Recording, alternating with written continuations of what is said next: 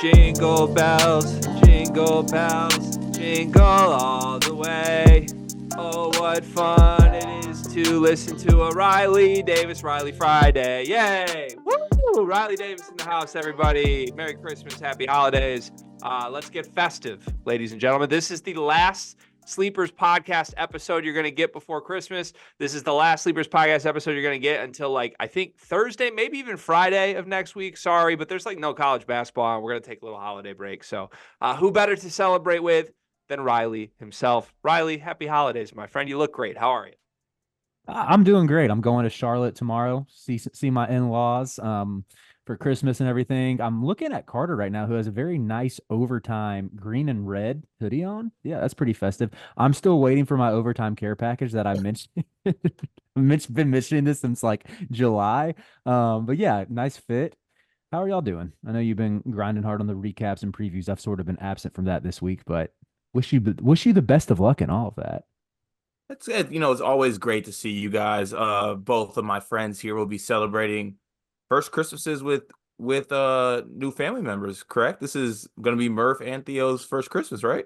Mm-hmm. It is. Man, I'm gonna need all content, fellas. I mean, all content, pictures, videos, all that. Okay, so don't hold back. Or honestly, I have a feeling we'll be coming home with a lot of gifts for him. I've already it has been confirmed. Let's go. Yeah, we've cleaned out the car already in our house. Yeah. The speech that you're gonna give at Murphy and Theo's wedding 30 years from now is gonna be so iconic, by the way. Mm-hmm. How you met these two lovebirds' fathers via Zoom calls in a wintry December 2023. There's not gonna be a dry eye in the house, I'll tell you that. No, it's gonna be nice. Riley, how do you feel about arranged marriage, by the way?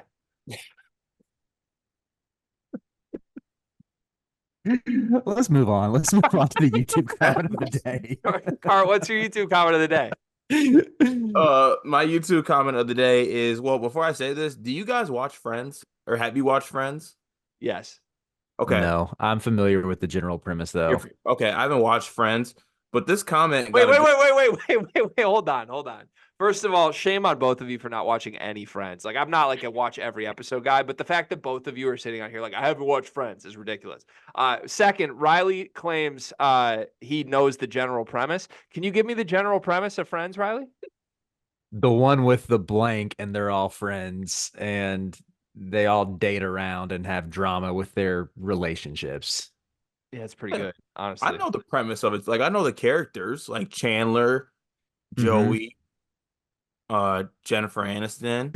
That's exactly what I was gonna say. I was about to just say Jen Aniston. Yeah, I have no idea what her name was. Well, never forget that I did once rub shoulders with Courtney Cox in the Chinese theater in Hollywood. Courtney Cox is in there too. That's correct. Okay. True story. Well, this one, because it got a good amount of thumbs up, I feel like it needed to be addressed. It said Greg holds his breath like Joey Tribbiani in Friends. What does that mean?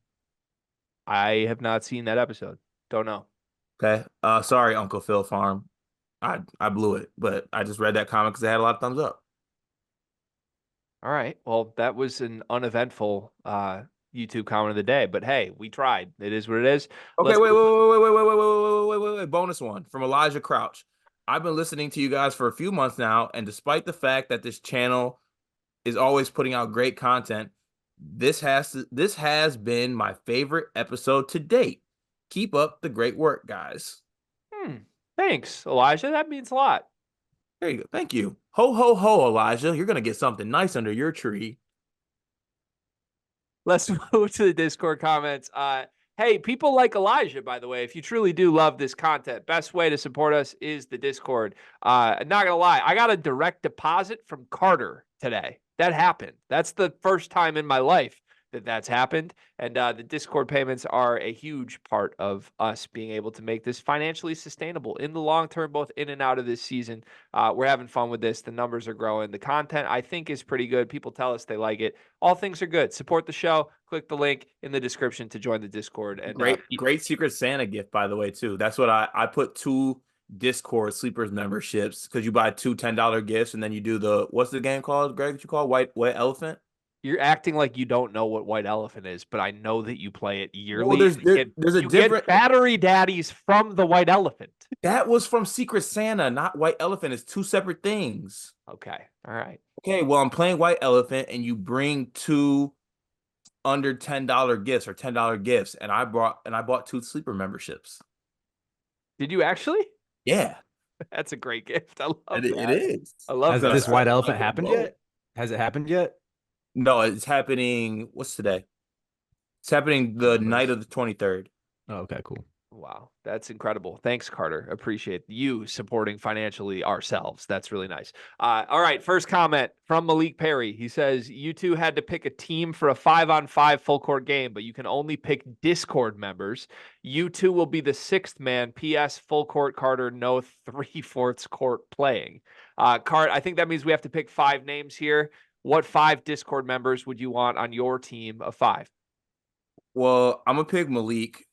Just because of the mystique of Malik, I gotta grab him. Who knows? Like, he could be 5 foot. Malik could also very well be 6'8" for all I know. I gotta pick him to find out. I'm picking Coy because he can fight. And I'm gonna get in an altercation, and I know he can have my back. I'll probably have Fam in there, and then you know what? Give me Ryan the Lion. Give me Ryan the Lion on my team. He said he's an instigator. Little pat bat action. I'll throw him on the squad. Enforcer type. Yeah. Fam definitely, I feel like, is like a trustworthy, like, if you kick to him, he's going to make the right play, the team oriented guy. Sorry, actually, I'm designated Fam for assignment to the G League. I'm picking up Z Hurth. Oh, I forgot Z Earth's in there. Yeah. You got to have Z Earth. By the way, you're supposed to pick 5, so you can reacquire Fam if you want as your 5th. I'm the 5th. I want to start. You're not allowed to play. That's what Malik said. We're the 6th men. Oh, what the? I ain't the 6th man on no team. What the hell? If I had to pick somebody else, give me Melba. Yeah. Okay. So I want to do my 5 quickly, and then we'll move on. I would have Daniel Greer because my vision of Daniel Greer is that he's 6'4", and I feel like he's a nice little stretch 4 from what I can tell. I would have Sully because any person with any sort of ties to the Kentucky basketball program instantly gets a leg up on everybody else. So he's there. I have Fam for sure. Because again, trust level with Fam just has to be up there. Z Hurth, no question. He's the best basketball player in the Discord, unless we have somebody else that we don't know. And I was gonna pick Melba because I feel like Melba has a sneaky good jumper. Not even sneaky. I just think Melba probably has a great jumper. I'm picking Deion Hilford. Like, come on. End of the day, if shit gets dirty, I'm gonna need Deion on my side. That's a good pick. Daniel Greer is a sneaky good pickup too, because like you're getting a Southern charm. Like, you hit 4 threes and he's just like back, like Greg shooting the piss out of that thing. Yeah, right. He's being all nice about it. All right, that was a fun question. Thanks, Malik. Moving on here. Boom Fizzle says, I forgot exactly which team Greg was referencing when he said this, UCLA, but it was something to the effect of, do these guys even want to play college ball knowing they're going to the league regardless? That got me thinking, what would be your way to ideally construct your rosters if you were a coach? We know some rely heavily on the portal, some like Painter just to prefer to recruit their guys. What would you do, Riley? Let's have you go first, if you don't mind. I would, oh man, I'm like, find the NBA players who are going to be in the 30 to 50 range that you can get for 2 or 3 years, then go get good vets from the portal and get athleticism. Do what UConn did. I think UConn has the best constructed roster this year. I like that. Cart? See, that's good. I agree with the 30 to 50, but I need me a one and done. I need me a guy. Okay, I need at least one of those. Maybe I should have, UConn has that with Stephon Castle. Stephen Castle? True. I still don't know how to say his first name, but one and done. Stephon Castle. I think if I was picking, like, as a coach or a team that's doing that right now, I would take actually the Coach Cal method. I like the way he did it. I think Coach Cal got a little lucky that, like, these freshmen are who they are this year, though. It hasn't worked the last couple of years. Okay, yeah. Well, that sometimes you got to risk it to get the biscuit. Yeah, okay. I would steer away from freshmen almost entirely. I know that's like not actually doable, but barring me being at a school that has no NIL or like has admissions problems, I would lean as heavily into the portal as you possibly can, even if that means a roster of like 9 transfers. I like the Memphis model, quite frankly, Cart. We keep talking about how much we love Memphis. They're super old. It's desperate guys that want to win. Like you're seeing it with Illinois, as long as you vet the personalities, like if you can find 23-year-old dudes who have played a bunch of different roles and just desperately want to win, I think, honestly, right now, the 50th best transfer in the country that's 23 years old is probably as good as a top 5 freshman is in college basketball right now. I like that method. All I right. used to have a big theory that if you just recruited like the third and fourth options at like Brewster or Wasatch or Montverde, that you'd end up with a squad like Kadari Richmond and Matt Cross. I think both were like second, third, fourth options at Brewster. Uh, Took them a little while. Matt Cross has been at like 5 different schools, but that theory I think has gotten some holes in it in recent years. A lot of these guys, so I'm like, oh, I pay attention to the high school pedigree that it hasn't worked out for them. Yeah, the sport's changed so much. It truly is crazy. Like I used to get really excited about like a 2-star recruit that John Beeline uncovered, and now it's like if you're not 23 and haven't played for 3 different schools, I don't see this working out. Tristan Freeman, busting brackets, says, "Which animal are you most fascinated with that isn't mainstream, like a lion, wolf, bear, etc.? For me, it's the mayfly, who only lives for one whole day." I love our Discord, first of all, and I love Tristan Freeman. Card, I have to go to you first on this because you were the center of our animal discussions today. I think like it'd be between a capybara and a sloth.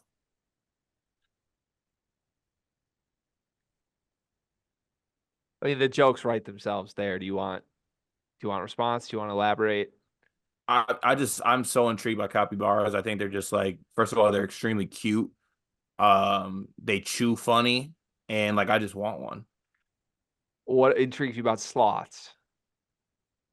I think I have a lot of sloth in my game. Okay, we'll leave it at that. Riley, what animal intrigues you most? Not mainstream. Yeah, I don't think this is mainstream, but it's pretty easily Komodo dragons. I've been fascinated with them for as long as I could remember. Like, how insane is it that we just have these essentially dinosaurs that are off in Indonesia that could maul a human, and they're just. I'm so fascinated by Komodo dragons. But they never have. They probably have, but I don't think anyone's dumb enough to get that close to a Komodo dragon. Okay. Wow. Komodo dragons got a little bit of they got a little bit of like clinging in them. Like, are they hurt or do they just like, are they good?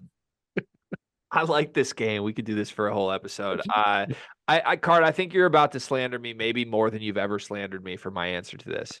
I have no interest in animals whatsoever. You like dogs? I love dogs, but that's a mainstream animal. Like if it's not a house pet, like I've just never been a zoo guy. Don't think going to zoos are fun. Feel bad for the animals. Okay, I got you on the feel bad for the animals part, but I just refuse to believe you don't have any interest whatsoever in any animals. Nothing sparks your interest whatsoever. I'm a big like let people live guy. Like I want to let animals go do their thing, go rock. I don't need to be in their business. Like I do not need to know more about any animals whatsoever that aren't going to be a part of my life. All right then. Yeah. You never had like a Shark Week phase or anything like that? No. In fact, I think we said this on the pod before, but the Heat Check guys tried to compare Carter and I to Shark Week as like a compliment for like our content strategy.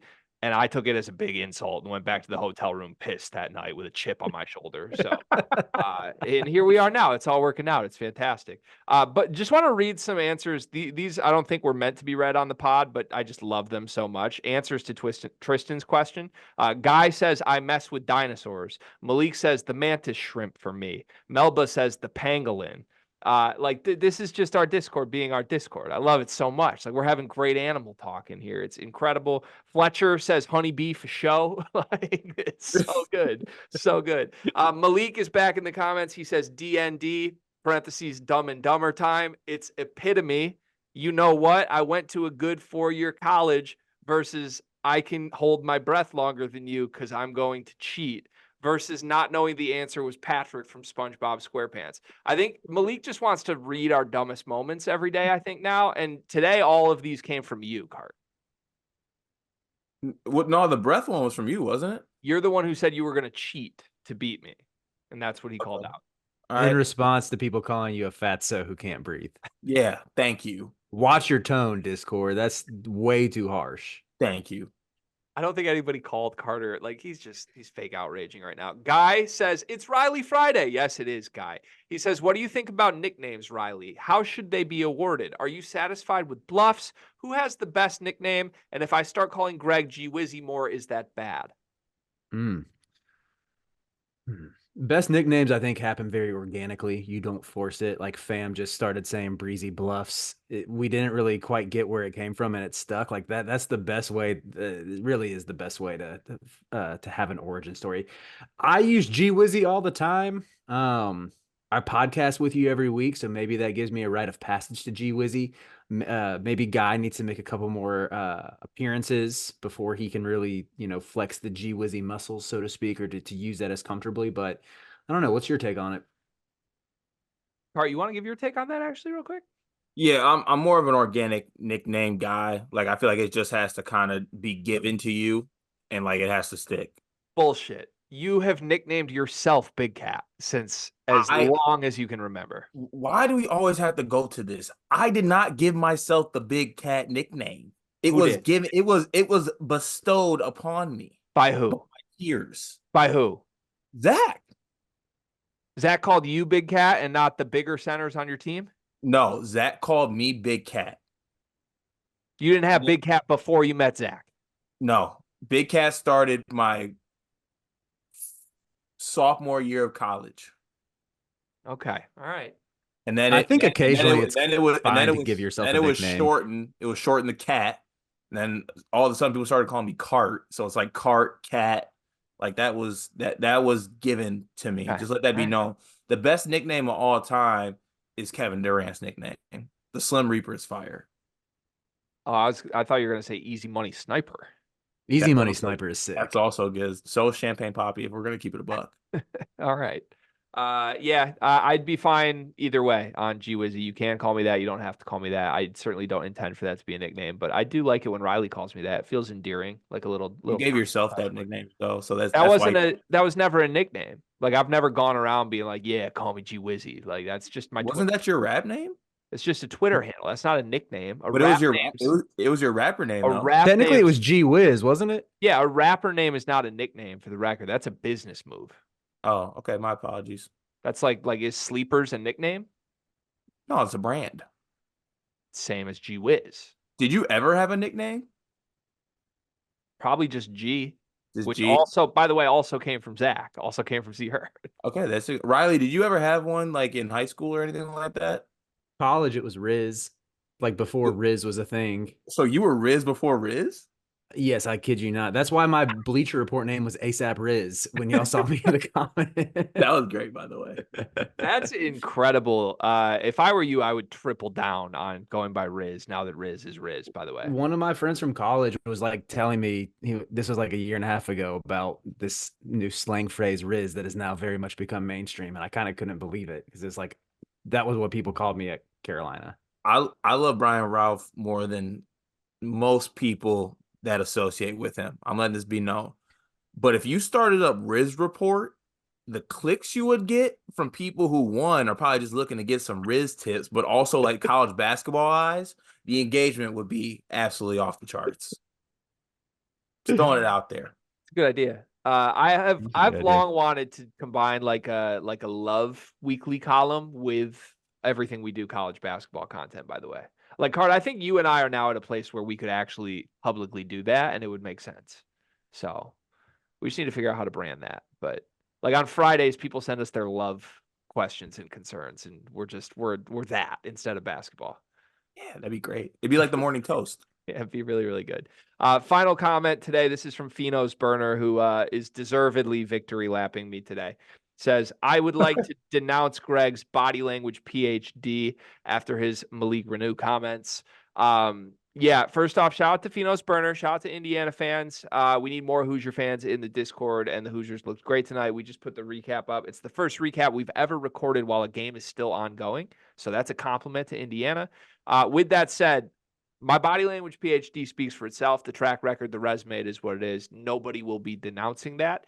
The mistake I made this time was not leaving the door open, that sometimes body language is so obviously bad that it has the opposite effect in the next action within 24 hours. That's a classic body language move. I didn't see it coming. It was on the nose. That's on me.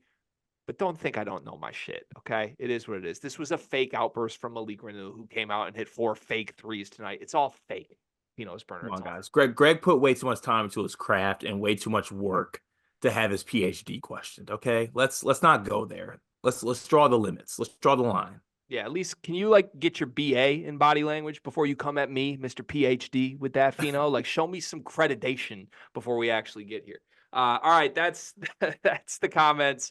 Thank you, Discord. Merry Christmas, Happy Holidays, Discord. I know we probably have people of all sorts of faiths, and however you celebrate your holiday season this year, know how much you mean to us. We feel like we're a big family, and the support that you have given us in the last 5 to 6 months has been outstanding. It has reinvigorated everything that Carter and I do as a duo at Sleepers Media. It has changed the way we approach this content thing entirely, and our lives are forever on a better path forward because of your support. So from the bottom of our hearts, thank you. We hope you have a great week with your families, and we hope we can just brighten your day here and there throughout the year as best we can. That's our only goal. Riley, we hand the show over to you. Very excited for what you're going to do with the holiday edition of Riley Friday. Let's go. I don't want to spoil it too much. The third topic will be the holiday theme one. The first two are sort of unrelated, but this first one, Malik Renew, don't need Hoosier Nation coming after me. Malik Renew ties into this nicely. I wanted to do another draft. I think I'm toying with the idea of making this a bit every week and getting Guy to do a graphic. Love the way it turned out. I want to draft the lefties in college basketball. Ooh. And I think I've been pondering this recently because my son is starting to get to the age where he's like reaching for toys, grabbing for rattles, etc. And he usually reaches first with his left hand. So I'm thinking, like, am I going to have a southpaw? Is he going to be a little lefty shooter? Is he going to be a lefty tennis player, G, with a nice little spin on his serve? Always tough to game plan for a lefty, by the way, on the tennis court. Always tough. And I think I've just always loved the way that like lefty jump shots look. So that inspired this. And I'll give you all a second to collect your thoughts, but I'm taking the first pick on this one since I got the third pick last week. Fair. I guess. So am I always locked into the second pick every week? Yeah, let's switch it up. That sucks. Okay. All right. All right. Oh, okay. All right, Riley. All right, I'll kick us off with the first pick of the lefty draft. I'm taking Terrence Shannon Jr. It's the right pick. Yeah, it's the right pick. So I think I'm really, really bad at knowing who's a lefty and who's not. I am currently Twitter videoing a player that I'm pretty sure is a lefty, but I don't know for sure. Yeah, he's a lefty. With my first overall pick in the left-handed draft, my pick is Mr. Mononucleosis himself, Malik Mack from Harvard. Malik Mack's left-handed? He sure is. I didn't realize Malik Mack was left-handed. Damn, I could have got him 5th round. That's crushing. Yeah. I have a big board in front of me, and Malik Mack was nowhere to be found. What do I have to do to get that board? Because I don't think I can name another left-handed player. No. Okay. It's my turn. My first pick is I get 2 picks right now, don't I? Yeah, because we're snaking. Okay. I'm gonna go Tyler Kolek as my first pick. He's a lefty? Yeah, Tyler Kolek's a lefty. Mm-hmm. Jesus, this is gonna be the first draft I've ever lost just because I don't know who the player pool is. And then for my second pick, I'm going to go Baylor Shireman. Yeah, that's a good one. Good start, Cart. Good start. It's a really good start. God, I'm really bad at this. I mean, I only have one player in mind right now, and I don't want to draft him. Oh, got one. Hunter Dickinson. Way to save yourself, G. I was wondering. I'm like, one of these should be so obvious to you. Damn, like, I didn't know if you were gonna pick him. Mad. Now I'm mad I didn't get him. Can we do trades in this draft? Because I feel like if I can negotiate my way out of my roster, I might still win this. No. Yeah, I don't think so. Well, you don't have to trade with me. Let me crunch some numbers here. Crunch some numbers? As I pull up this guy's stat page and make sure I'm not gonna get. Okay, yeah, I'm definitely taking David Jones from Memphis next. Get my nice little wing duo going here. Boo. We don't like that pick. Uh, I Not mean, it's a, fine. It's fine, but David Jones has been cooking this year. He's averaging yeah, over 20 a game. that's a it good doesn't pick. What do you that mean? doesn't get the home team excited, and you know it Uh, doesn't. Come on. All right, so second pick. Let's see. So I got Terrence Shannon, David Jones. Between two guys, I'll take Janai Broom. that's crazy. That's really crazy. I still I have no way of knowing who's actually a lefty from any of these players. If he wasn't picked up when he got to me, I was about to ask y'all if he was left-handed. I I did was my about to research call beforehand to I confirm. was gonna call BS that he's not left-handed. Okay, am I allowed to ask pointed questions on if a guy's left-handed? Yeah, that works. We don't have to answer them, no, if we don't want to. Okay. And what happens if I draft a player that's just objectively not left-handed? That's not allowed. Yeah, I know, but I won't know that I'm doing it. So then what happens? Do I get more picks later? Is my pick skipped and I lose the draft automatically? What happens? You lose automatically if you own a right-handed player. I don't know any other. I have one other left-handed player that's not getting picked till the 5th round, and There's a good amount of left-handed players out there. I On the know. I Yeah, just don't know who they are, man. I'm trying to envision every North Carolina player's jumper right now. You're gonna forfeit a pick here soon. Yeah, how much time's on the clock? How does this work? 3 seconds. No. you got like 30 seconds. We'll give you 30 seconds. 30 seconds. Okay. Can I get a hint at least? Is anybody on Arizona left-handed? I don't think so. Yes. One of the bench guys is. Is There's a anybody guy. in There's a Utah? guy on the team who just lost to Arizona who's left-handed who's very good. There's two actually, isn't there? And it's not the one who shot 3 for 15 from 3. I think. There's two good lefties on Alabama, isn't there? Really? Okay, I'm forgetting. this is gonna scare me that I might automatically lose. I think it's Mark Sears. I'll take Mark Sears. Yeah, Mark Sears is the lefty I was Come referring to. on! Who are you thinking of, Cart? Isn't Estrada a lefty? I actually don't know. Okay. Either way. Okay, I lost Broom. Ugh. Okay, this Wait, is suddenly I love my team. Mark Sears, Malik Mack, and Hunter. I'm cooking. Yeah, that actually is a pretty good team. It's a team. That's not bad. I need a guard. I need a. I guess I got. Okay, I'm gonna go. Oh man, it's not a good time to have bigs. All right, let me go ahead and lock down. Can I get confirmation from someone if Aaron Estrada is left-handed? I don't know. What do you want from me? I don't know. Let me put. He was not on my big board. I'm pulling up. I'll see if I can find. Let's see, can we get a? Wait, actually, hold on. Is this guy left-handed? Wait. Oh, okay. I got mine. For my next pick, I'm gonna take Dylan Mitchell from Texas. Ooh, bad pick. Estrada is a lefty for the record. Okay, and with my next pick, I'm gonna take Aaron Estrada. Yeah, Cart. The craziest shit ever is that I'm still gonna beat Cart in this draft. That's insane. My pick is Eric Dixon, who is a killer, by the way. I feel like we have not put enough love on this man. I love this man's game. He just single-handedly decimated Creighton the other night. Eric Dixon, perfect stretch 4 next to Hunter. Oh my God, I love my team. Wait, no. I'm out. Eric Dixon at the 4 next to Hunter. No, I'm out. Okay, then Hunter at the 4. Both of them can step out. Good luck, Twin Towers. Eric Dixon's 6'6". That's why he's the 4. It's not really Twin Towers though. Yeah. Okay, let's see. I'm gonna take Cam Jones and add a little shooting to my lineup. Wait, Marquette has an all lefty backcourt? They do. Yeah. That explains a lot. Man, wait, how many guys do we each have now? I got that. 4. So I'm about to run. So I got Terrence Shannon. I got 5. Jones, Janai. No, you do not. You have 4. I have 5. You shouldn't. Wait, I have 4. What's your team? I have Kolick, I have Estrada, I have Shireman, and I have Dylan Mitchell. I think that's 4, isn't it? Yep. Are you not naming someone you drafted? No, I think that was all of them. No, I think it's all of them.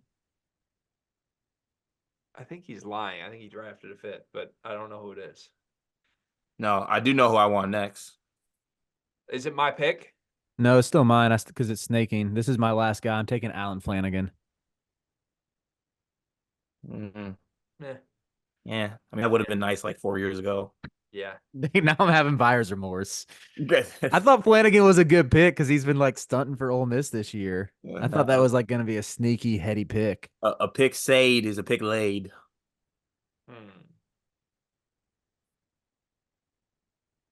I feel I like kind of really like G's team the best, and he didn't even know this freaking premise. I have a nice little puzzle piece to add. I'm just trying to make sure there's not somebody smarter and better. This guy's got to shoot the ball better. He's got to shoot the ball better. But anytime you can get a McLean Cup champion, you simply have to do it. I'm taking Jaden Akins. Wow. You know what? I might have to take Book with my last pick. I'm not mad at it. No, with the last pick, I am going to go with I need a leader.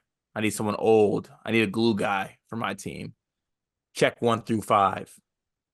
Has a hyphenation in his name. I'm going Josiah Jordan James.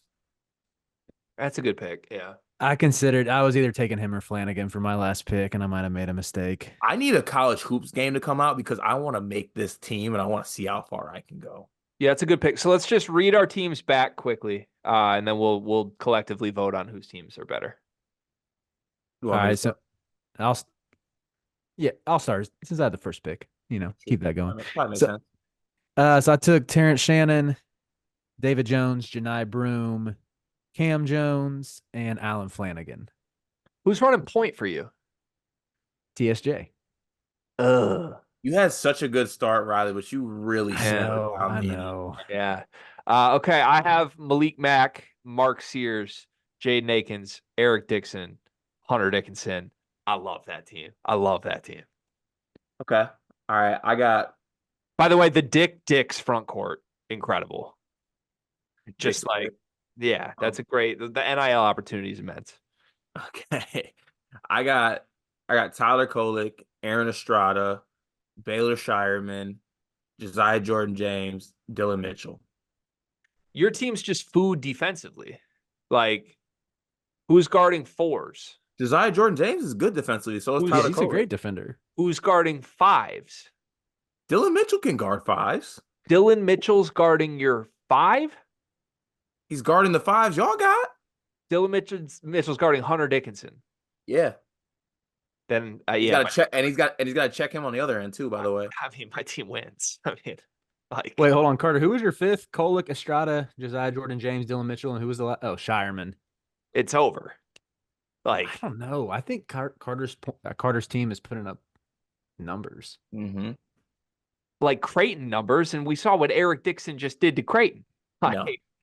Also, thank you for the kind words, Riley. But based on the exercise we did last week, I have to pick between you and Greg, and I'm picking Greg's team. I'm sorry. I'm gonna lose every freaking week when I prepared. I had a big board. You really faltered down the stretch, man, and you had a big board too. What's going on?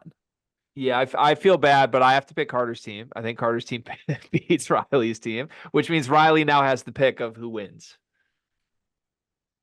Like, come on. He's guarding Dylan Mitchell at the 5. Like, what? He has Hunter Dickinson guarding Dylan Mitchell. I'm putting him in pick. Dylan Mitchell is on self-check 80% of the time. Greg, you told me every single time we get on a Kansas episode, put that man in the pick and roll. You're telling me I'm getting Tyler Kolek, putting Hunter Dickinson in the pick and roll? My brother. I'm just going zone. If that's all you're doing, I'm going zone. I'm cooking you if you go zone. I don't think you are. I think Carter's team still wins just because of like the playmaking and shot making you're going to get from Estrada, Kolek, and Shireman, and that you got Josiah Jordan James cleaning it up, being that glue guy on defense who can check the best perimeter player. I know Dylan Mitchell is not the ideal 5-man playing down low, but at least he can block some shots. It's not even that he's not ideal. He's not a 5-man. He's my ideal 5-man. Skinny 3. I'm like, my team's scoring every time in the post, every single possession. And by the way, acting like my backcourt's it's over. It's over, man. It's over. I don't like when people make objectively wrong decisions. And I worked for that, Card. I worked for that. Can we wrap this segment? Sorry to take over your segment, Ryan, but can we wrap this segment each drafting a coach that we think looks left-handed. Oh, that's a good. I like this. So it's technically Carter's pick because we're back reverse snaking. So Oh, easy. Holtman. Riley. That's a good one. I'm really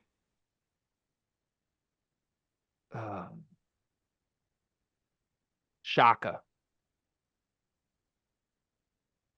Yeah, I think Shaka. I think Shaka's lefty. Riley? I'm going Shrews. I think Shrews is left-handed. You're not a true UNC fan, Riley. Are you saying you think Hubert's left-handed? Is Hubert left-handed? Hubert is left-handed. Is he really? Yeah. You never seen Hubert highlights? I have. I never noticed he was left-handed. Also did. Oh, never Man, mind. I'm just. My apologies. Armando's right-handed, right? Yeah. Mm-hmm. Okay. He carries himself. Oh man. Let's move on. Do we want to hit topic number 2? Yeah. Yeah. All right, let's get topic number 2. Tyrese Proctor Ewing theory. I teased this to y'all in a text, but we're looking at a Duke team that's won 3 in a row now, including a resounding victory in MSG over Baylor. Now, part of this, I admit, is me stoking the fire, the flames of rivalry as a Duke hater, a UNC fan. But I am really curious, like, if you were John Shire, how do you work Tyrese Proctor back into this rotation? Because Shire's been hinting that he's close to playing, but in Proctor's absence, the offense has figured some things out. They're playing through Filipowski a lot more, letting him play make. I know he had a near triple-double against Hofstra. Caleb Foster and Jared McCain have both been playing a lot better recently, especially McCain, who went nuts against Baylor. Like, what if there's a world where, like, Proctor's the third or the fourth best guard on this team? What do you do to work him back into this rotation? You mind if I go first, Greg? I would love for you to go first. I gave some of my thoughts on this on the recap with Brian last night, so you can lead. I mean, it's, to me, I believe in John Shire as a coach to have the ability to do this, because last season I thought he did a great job with adjustments and just throughout the season making adjustments with that Duke team to have them rolling towards the end of the season, outside of kind of flaming out the tournament, I think earlier than other people anticipated them to. So just on the surface level, I have faith that Shire can do it and work him in. But I'm staying strong and put with what I've been saying all season, that Tyrese Proctor is the fourth best guard on this team. I just think he is. If I was John Shire, I would go in my coach's yellow book page, like the coach's directory, which I feel like all of them have. I would get in contact with Greg Gard, and I'd ask him what he did with Connor Essegian, and I would do the Australian version of that with Tyrese Proctor. I mean, that's a little harsh. It is, but I'm a harsh type of guy. Proctor's been better than that, though, right? Like, I want to do this too, Card. I do, but like, can we like put him in the Ethan Morton role? that's like, I really want to do this with you, but we have to like be a little bit honest about how we're doing it. Like, even in Proctor's bad nights, like he has like 7 assist nights. Right. So that's what makes Duke so good. Like, Proctor is their fourth best guard. Play him, feature him like the fourth best guard. But here is or third or fourth. I think that Roach should be the guy. I do too, but isn't the problem this? Like, why it's clunky is that the best case version of all of these guys individually, for Roach is scoring, for McCain is scoring, for Foster is scoring, for Proctor it's passing. In theory, Proctor should be making all these other guys better. Roach can low-key really pass, though. I know. I just like, isn't that the problem? It's almost like Proctor needs to be ball dominant for it to work because he needs to create for others, right? That's the issue. Mm-hmm. So I don't know. Like Foster and Roach both need the ball in their hands. I The think issue is Proctor didn't leave and just go get drafted lottery when he could have. Yeah, he would have been a first rounder last year. That's the real issue. He's still gonna be a first rounder, right? I don't think it's like his stock that's gonna die here. I think he'll be a first rounder, but like, you don't think Shire and Duke were like, I mean, we're not getting a surefire. He probably would have went lottery, to be honest with you, or close to lottery last year. Some probably having some good workouts too. Mm-hmm. And he didn't go. Is he getting picked over Jet Howard?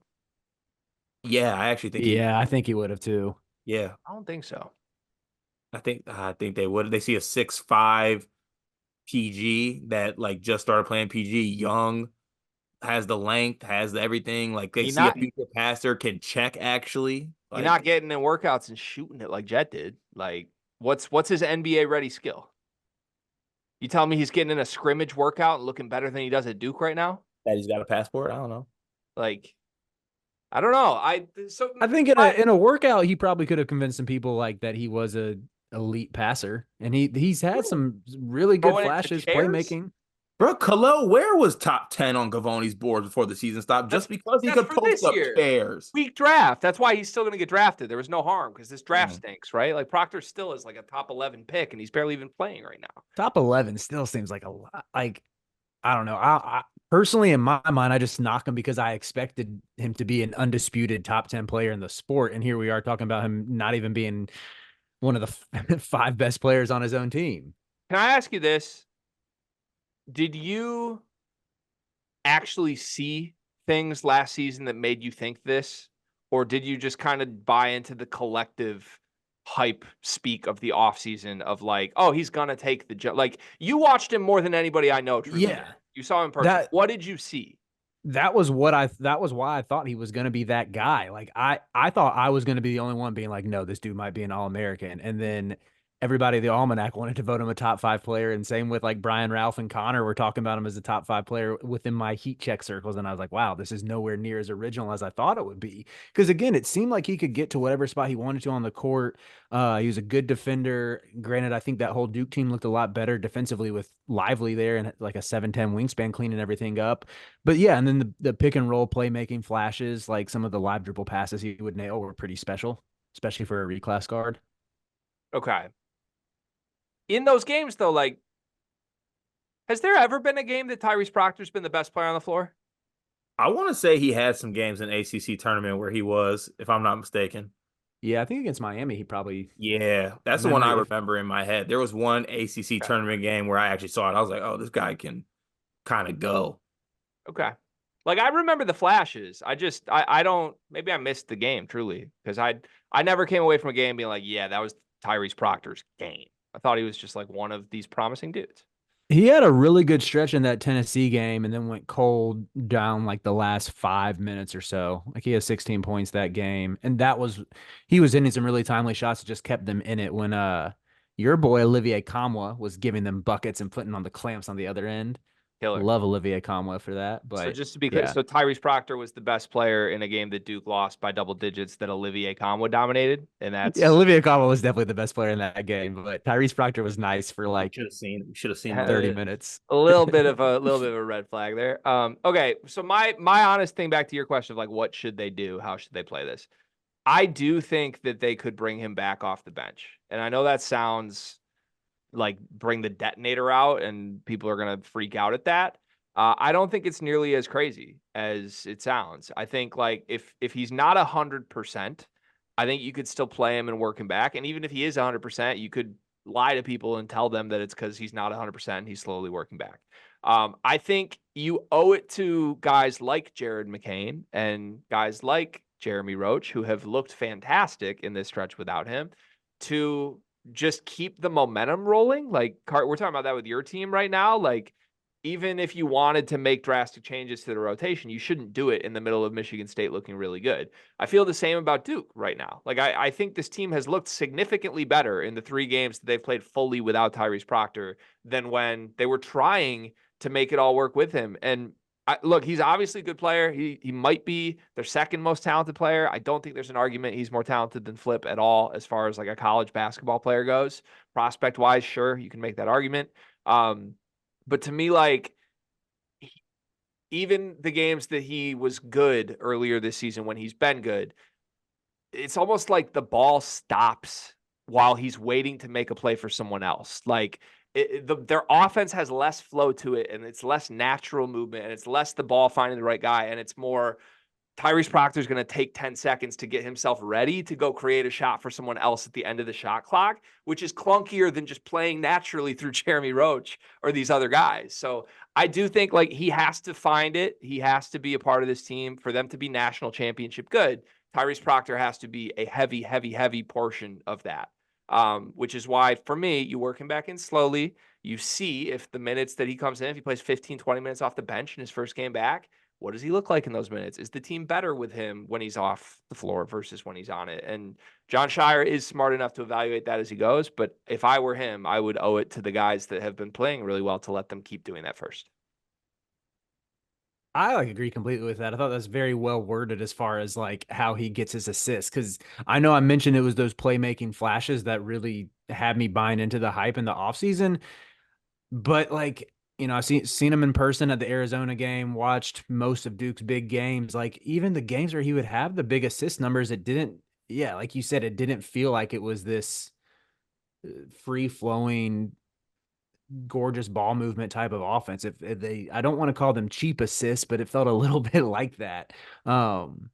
Whereas you see what was their assist rate was something crazy there other night against Baylor, where the ball is popping and has energy. If we're going to turn to some coach speak, that's one of my favorite coach speak isms these days. Like coaches love saying the ball had energy. The ball is really popping around the floor tonight.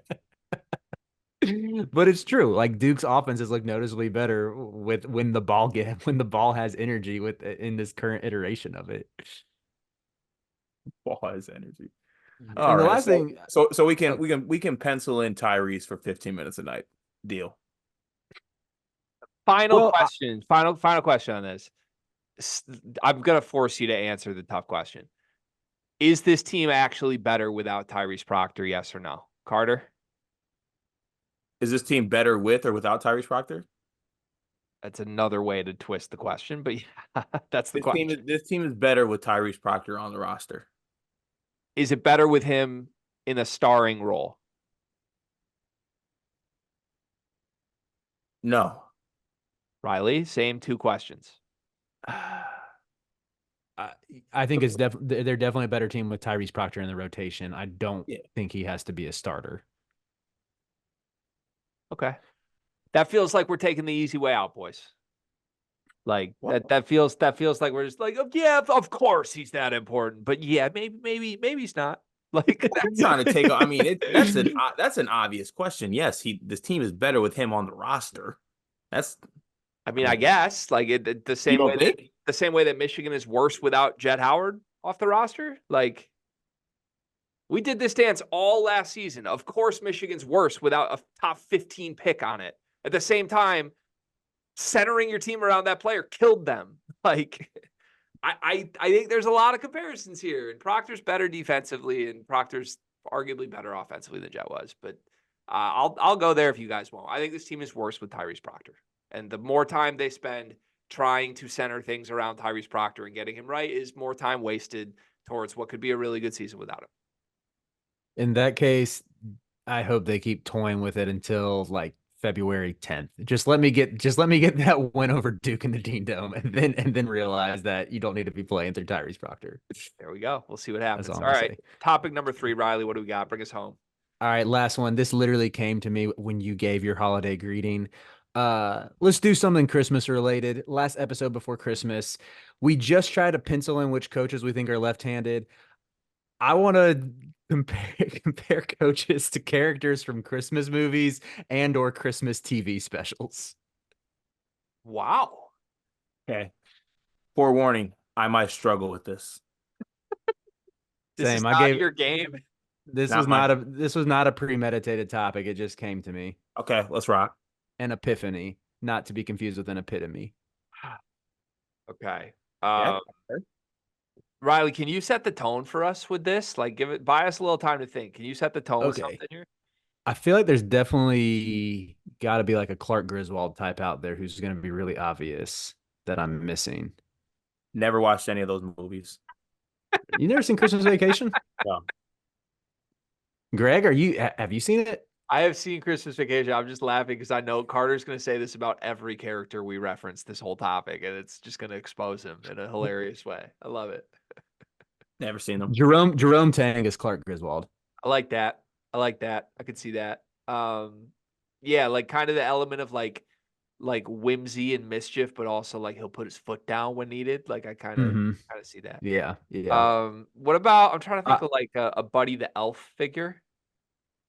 it I would guess. have been Josh Pastner if he was still coaching. I like that call. Seen Elf. Have you seen Elf? I have seen Elf. I have seen Elf. Why don't you give us a Christmas movie you've seen, and then we can try and find a character to compare to a coach for you. I see this Christmas. You guys want to compare someone to Chris Brown? I think that kind of defeats the purpose of the exercise, but if we need to. I'm trying to think what other Christmas. What about Home Alone 2? What about Macaulay Culkin?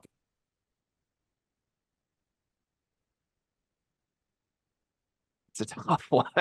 Is John Shire Macaulay Culkin Yeah, that feels right. been that does given the feel- keys to the kingdom? That does just kind of feel right. That's a really good one, actually. Given the keys to the kingdom. I like that.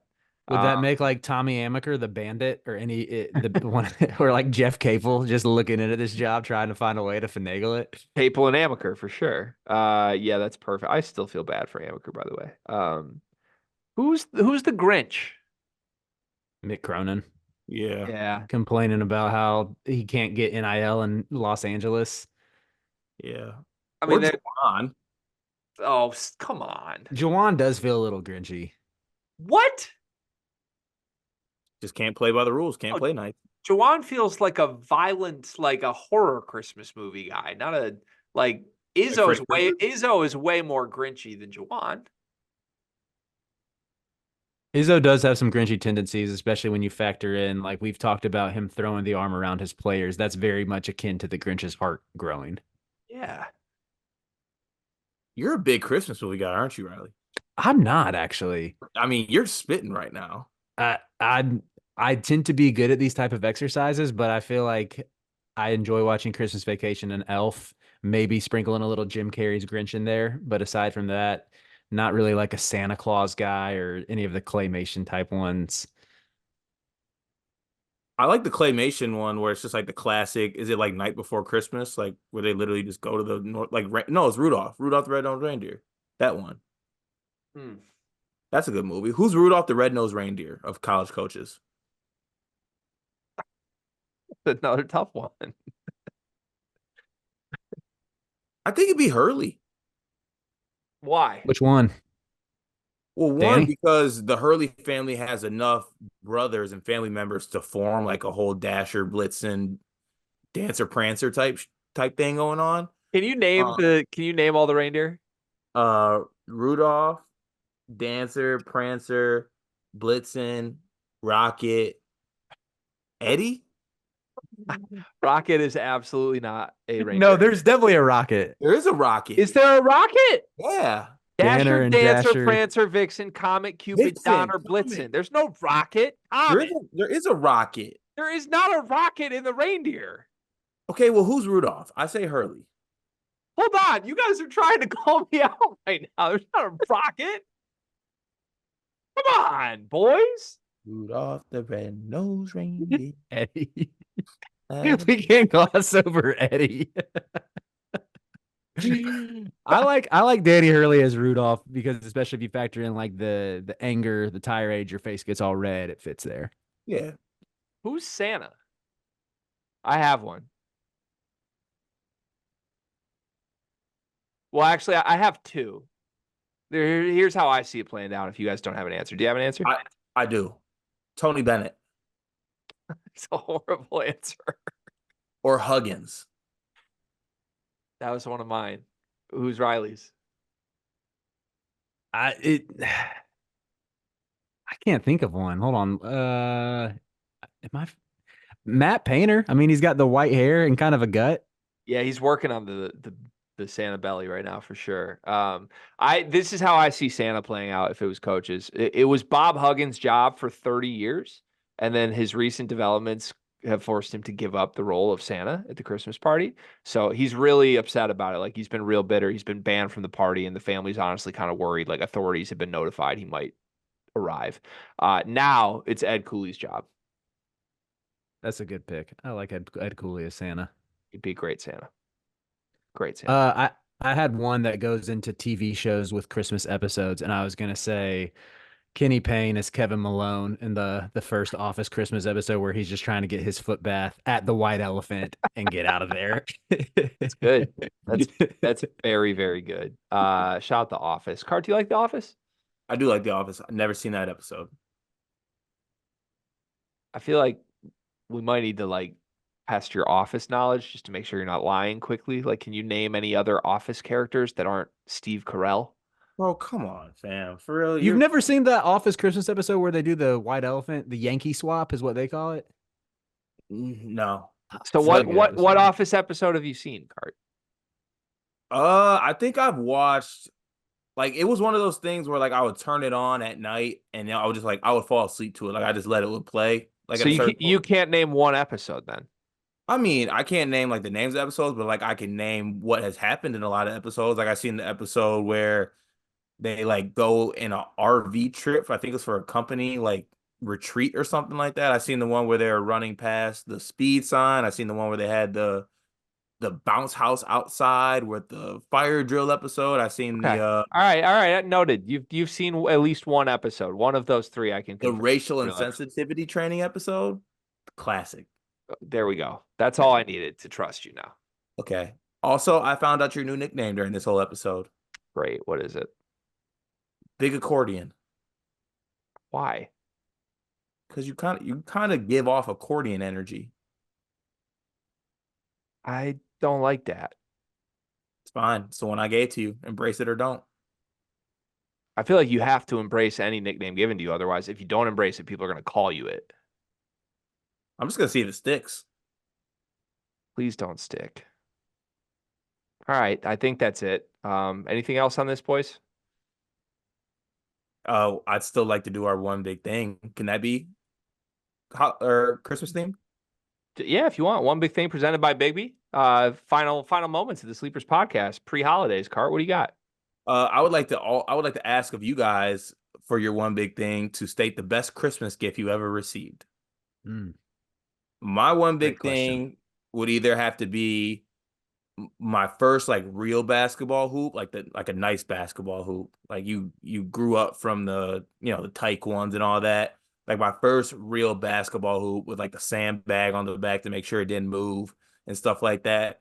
Or my first like I got a mountain bike with pegs on it and I thought like I was Dave Mira. That was probably my second best one. It's a good gift. It's a Yeah. good gift. Riley, what's yours? One year, I can think of the worst one pretty easily. One year, my parents got me a desk chair when I was in like second grade. Still don't know what I did to deserve that.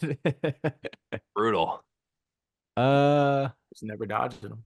What is the best one? I had a all right, Cart. I vividly remember getting a toy pirate ship one year, and I've been a big fan of pirates my whole life, hence why I'm a Buccaneers fan. Do you have any eye patches? I do not. I mean, are we talking like toy eye patches? Or are you talking like have I ever had to wear an eye patch for an eye issue? Like I'm a hoop fan. I can walk upstairs and grab a basketball. You're a pirate guy. Could you walk upstairs or walk into the other room and grab an eye patch right now? Unfortunately, no. All right, phony. That seems a little harsh. All right, I think so. A lot of the jerseys behind me and elsewhere in my residence were Christmas presents, so those are definitely up there. One that jumps out is a gift I got from my father-in-law, who, if you know him, TP, great man, is a Spartan dog through and through, like just the biggest Michigan State guy you could ever have. So when Mal and I started dating while we were students at Michigan State, it was a pretty complicated thing when her family started realizing I was a Michigan basketball fan. Like some of my first memories were like I'm at the Big Ten tournament with her dad, like a year into dating, and I'm freaking out that Trey Burke's going crazy, and he's just like, "You can't date this man. Like this guy sucks." So, and I had a mop top at the time, which didn't help that. But I think this was about maybe two years into our dating, 2 or 3 years into our dating. He does all like the generic like dad giving his daughter's boyfriend Christmas gift stuff the first couple years, like, hey kid, here's some popcorn and shit like that. Then I think it was year 3. he like wrapped something up all nice, and like I could tell he was like excited to give me something. Tossed me a basketball signed by John Beeline with a Michigan logo on it, and I was like, "Oh, I'm in. I got there." It was a big. Wow. That's a great gift. That is pretty sick. It's a big emotional moment. Are those our one big things, Cart, or were those just our answers to your one big thing? No, that I mean, if you have a separate one that you would really like to get off, I encourage that. But I just wanted to make that kind of get that out there. Riley, do you have a one big thing? I was gonna close with some pickup basketball etiquette because I played for the first time yesterday since Theo's been born. What was the record? 0-2. Mm. Yeah, it was tough. And part of my pickup etiquette is don't brand yourself as a shooter and then go cold. And then when we switch up the teams, go off against my team. If you're a shooter and you're going to be cold the whole time. I respect that. I was so frustrated because it was this high school kid who plays at some local high school and his friends were gassing him up like, oh, he's a really good shooter. I was getting paint touches at will and kicking out to him, and it was Brick City. And then he went off the next game. More coach speed, paint touches. Hey, the ball had energy when it was in my hands.